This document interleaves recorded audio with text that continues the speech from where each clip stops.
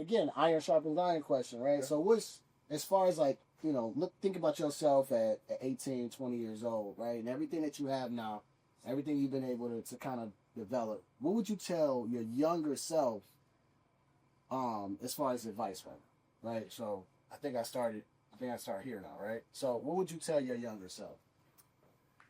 Number one is when you know there's a problem, to attack it immediately. And like they talk about being a buffalo in the wind, like I listen to all these old guys tell stories. I hate all those old stories, but it's true. It's true. So you got to go out there and you got to fight, because the longer, we talked about fighting earlier, like Joe said, if you don't fight the little fight, it becomes a bigger fight.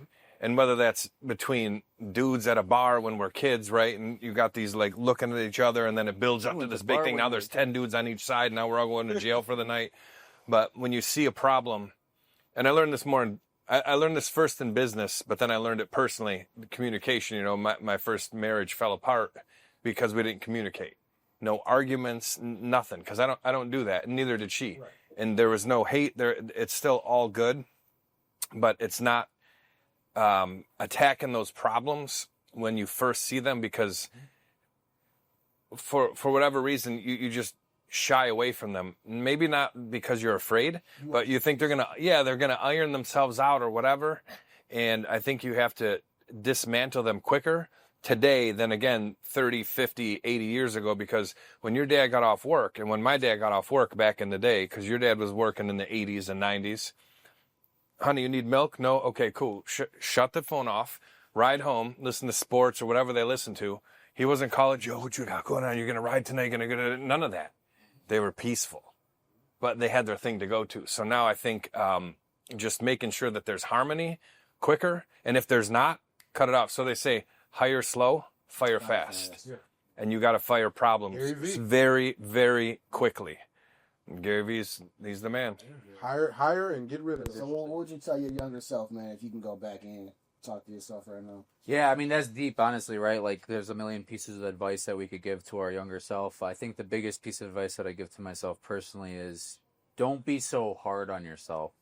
You know, at the end of the day, when you're young and you're blooming and you're thinking you're 18, about to go out into this world, you know, just remember that you don't have to decide on everything right then and there. You know, like, I've made so many decisions in my younger youth that I thought were end all be all, like, that's it, that's the ultimatum.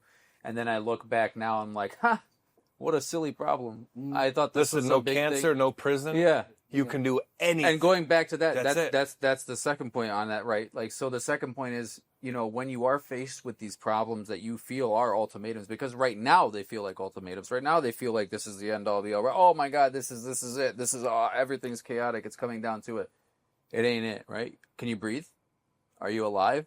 You got your hands, you can move, you know, if you function. Obviously, God bless if you have those abilities. If you don't, but like at the end of the day, if you're alive, you're alive. Mm-hmm. If you are capable to think, you are capable to do everything else that you need to do.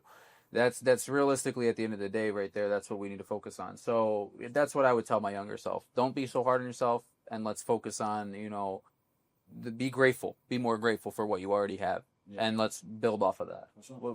I would tell my younger self, don't finance that car for 32% off. Yeah, we all want that hook, though, you know. There you go. No, I would tell my younger self, don't finance your life. Only live once. Be you, be who you are. Don't allow, you know, societal norms to shy you away from your artistic mind. Yeah. Don't allow yourself to become 50 in the brain while your body's 18. Allow yourself to be 18 while you're 18. You're going to make a mistake. You're going to, you know, stumble. You're going to make good decisions. Take them all and learn. Like you said, the older gentlemen who speak about different wise tales or sayings, you know, like they say, the buffaloes, they go towards the storm. They don't run away from it because they know on the other side of the storm is greener pastures. So they're going to go and they're going to handle what is in front of them at that moment. They're not going to wait until the storm gets to them. They're going to see it. Well, I know it's getting ready to storm here because it's coming this way. Let me meet it where it's at, handle it, and then go around. Mm-hmm. So just be yourself, man, and accept. I don't even want to use accept. Understand. honor every challenge as its own individual challenge, Mhm. Yeah. good, bad, or indifferent, Yeah. and just build from there. And you know, God willing, you'll be on the other side. Yeah, 'cause you get 100%. better, man. 100%. And the only thing I would add on top of all of this, man, like the puzzle piece I would add to everything you guys said would be, one thing for me, a challenge was work ethic, right? Mhm. So like when I might have said this in the last podcast, but when I grew up, I was diagnosed with ADD, right? And I thought it was the end of the world when I was going through school, right? I thought, oh my gosh, ADD, you know, I don't feel like the smartest person in the room. So as I went through school, right, I was like, man, you know, I'm not taking the same classes as certain people. I'm not feeling as smart. But when I got my first corporate job, I worked for Hewlett Packard, I worked my butt off. It was on the phones. I was taking more calls than everybody. I was resolving everything. And I got recognized from my boss. Because you use it as your superpower. Exactly. When I got recognized from my boss as being like the top caller and they was giving me a promotion, I was like, it clicked. Work ethic is the thing that I'm aiming for, right? So it's okay not to be the smartest person in the room, but as long as I'm the hardest working person in the room, or one of the hardest working people in the room, I'm fine. When they walk in, that's Jay. Oh man, you know, he got X, Y, and Z going on. He's working, blah, blah, blah. That's fine. Because also, I can be a resource to somebody who's got millions of dollars because they're looking at me as, man, that guy's a worker.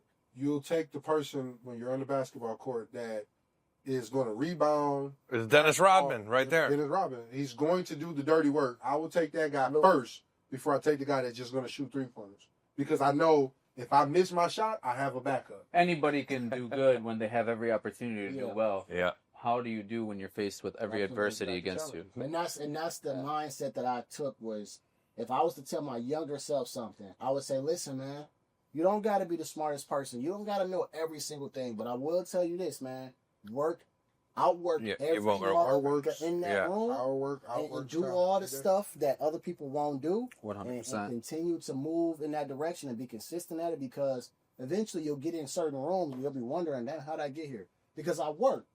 And that's how I learned from my dad. He was always a worker. So one thing that I would tell my younger self is, be okay. You're not going to be smart. You ain't going to be the smartest guy. But always work your tail off. When you learn something, learn it, do it. And that's another thing, too, is I've met a lot of smart people, but they don't do the work. They won't do the work. They smart and everything, but they won't do the work. Yeah, there's two things you can't teach people, right? You can't teach somebody work ethic, and you can't teach somebody attitude. Yeah. So that's what I would tell my younger self, man. So that's cool.